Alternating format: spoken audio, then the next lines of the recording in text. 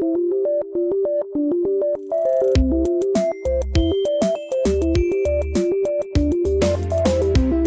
today I'm joined by Ray Heck, and Ray is a caulking expert who's going to help demystify the whole process of caulking today a shower bathroom area. So we have a little bit of an issue with mildew, don't we, Ray? Just a little bit with this particular shower stall. We're going to do a cleanup on it, and then we're going to put some DuPont with Teflon in this shower stall. Really makes a difference what type of caulk that you use, doesn't it? Absolutely. We want to pick a caulk that's designed for the application. A product that is a kitchen and bath product will have a mildewcide built into it to help protect it from mold and mildew.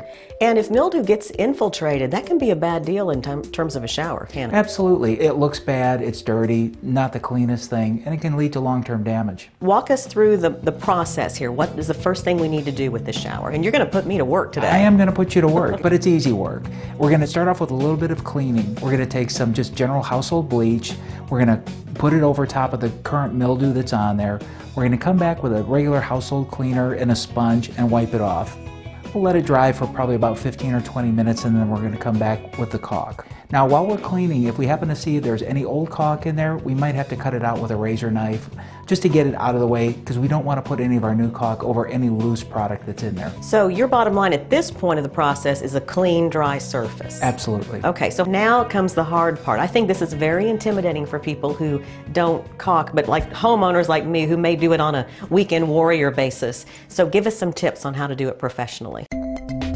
We have two different ways to put the product on. One is with a regular caulk gun, which could be a little bit intimidating. The other is a squeeze tube, and this works just like your toothpaste tube. The biggest thing about caulking is don't overdo it. We don't need to put a lot on there. A little goes a long way.